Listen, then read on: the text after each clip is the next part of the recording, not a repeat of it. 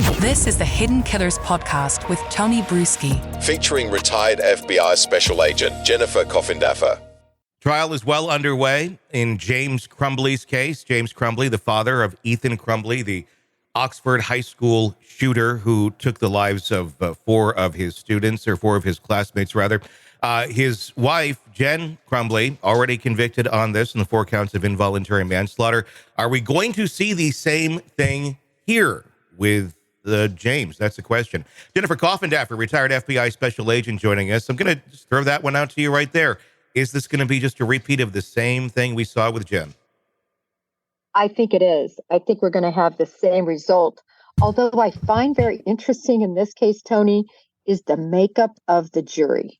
Okay. First of all, the jury is 100% Caucasian. Mm-hmm. Second of all, it's mostly women. Mm-hmm. And there are a lot of individuals on that jury that apparently have a lot of dealings with mental health issues within their families. So they're familiar. And there are also a lot of gun owners and even people against gun ownership. Mm-hmm. So I find this jury makeup is interesting because where they're coming from. Yeah, I mean, that is an interesting thing to take a look at. I did get a chance to look at some of the questions that were asked of the jurors when they were doing jury selection. I know there was some objection there from the prosecution stating that some of these questions, don't really truly go to the depths of what we're talking about. There was a comparison, I know, of if you bought your child a vehicle, and I'm just paraphrasing here. I don't have the actual question in front of me. And then they went out and used it, or their friend went out and used it and committed a crime and ran people over. I get it, but the argument is not the same as a gun. I mean, a car's intended purpose is transportation. A gun's intended purpose is defense. It's killing. It's not just going to the range. It'd be like saying, well, then your car is only for a racetrack. It's not the same sort of analogy to be making. With the jury being, with the makeup of how you described it, do you feel that they did a good job with jury selection? Is this a fair, group of individuals to be making decisions on this, or should it be more diverse? Well, I think it's counterbalanced in terms of their philosophies. I'm surprised it's not more diverse. Mm-hmm. I do think the fact that it's made up, largely by women as opposed to men certainly will likely help the prosecution, mm-hmm. I think. But, at the end of the day, Tony, it's the set of facts that I think are going to be the reason why we're going to see the same outcome. Yeah. It's really something. I was reviewing before our conversation these messages of this child that just over and over again was reaching out for help. Yeah.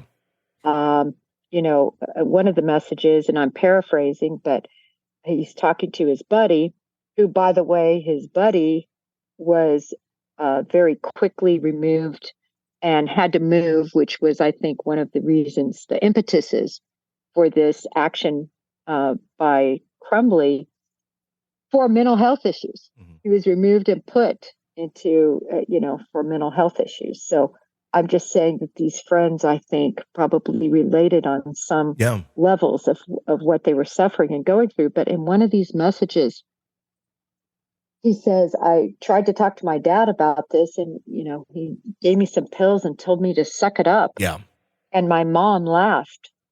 That just looks, they're going to read these. And those women on that jury are just going to cringe because they're mothers. Yeah.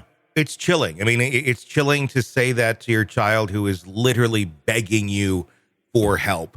And in the big picture here, we got a bunch of dead kids at the end of this. That's the result of these choices that were made and this guidance that was given to a human being, Ethan Crumbley, the son of James Crumbly. So this is a dad giving this advice to his son who is literally begging for help. And there's a lot of ways I could look at and say, not everybody is extremely well-versed in mental health and what it means. And if somebody is suffering from depression or anxiety or personality disorder or whatever it may be, that's a good chunk of our population, fairly clueless on it.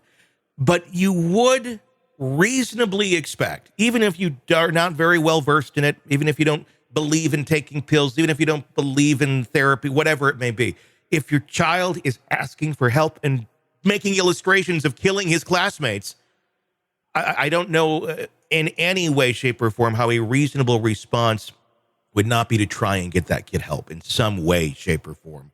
But it feels like they just, like you said, they just kind of laughed at it. Like, go suck it up. We got all of our drama over here. We're dealing with you. You figure you out. Like, you're the parent. Be a parent. Right. And by the way, we're not going to give you help, but we will give you a gun. Yeah, exactly. Yeah, their form of help, instead of getting him help, was buying him a gun. You're exactly right. Yeah, I mean, it's just such poor choices. But I will say, and I said this in the other trial, that it's so clear to me they just did not get it. Mm-hmm. They really didn't get it, even when, the shooting is going on and they're made aware of it. And he looks and he sees the gun is gone. He thinks Ethan is going to kill himself. Mm-hmm. It doesn't really, register to him that he's going to kill others. Yeah. And I think that really points out, I said that from the beginning, I think these parents just were out of touch with their child. Yes. That they just didn't understand the degree that he was suffering, that he was having serious issues. Mm-hmm. And I don't think the jury is going to forgive that because, like you said, at the end of the day, we have dead children because of these choices. Yeah, it's not just, a crime was committed or something minor happened. Dead kids. And there's consequences to the actions. There's consequences to not getting it, too.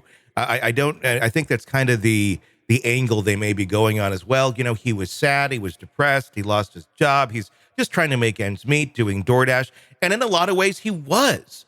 But that still doesn't dismiss you from the job of being a father, of being a parent that's at least somewhat in tune to what's going on with your child and helping them where they need it. Even if you don't get it. If you don't get it, there should be consequences to those actions, whether you got it or not. I agree. And when you look at, again, I'm going back to some of these text messages that I think are going to be really damning, where Ethan says, "Oh, my dad left the gun out, and I guess I'll do whatever with it," or words to that effect. That tells me, and I think it's going to tell a jury, how they didn't care for that gun properly. No, they made serious safety decisions that jeopardized and caused these deaths. And at the end of the day, in a way, his actions were more egregious than hers because it seemed like he was the one in charge of the gun, if you will. Mm-hmm. Yeah, I think both have been are completely accountable in this. Have you ever seen a case? I mean, it's a unique one without a doubt, but where essentially two people are charged with roughly the same crime, and one walks and one doesn't. The evidence is really pretty much the same in both. No, I do not understand why this is going to trial, other than the fact that likely the state was just not going to waver and give him any plea deal. That's the only way this could have happened, because any attorney and any defendant looking at this, especially after they severed and were tried separately, should look at the results of one and realize that's going to be the result here. Yeah, I can't see it any other way. Want to listen ad-free? Want advanced access to all of our interviews before anyone else? Become a True Crime Today Premium Plus subscriber on Apple Podcasts. You get every episode commercial-free. So you can binge on true crime until you can binge no more. Search True Crime Today Premium Plus on Apple Podcasts now, or go to our podcast page and sign up now. More of the Hidden Killers podcast next.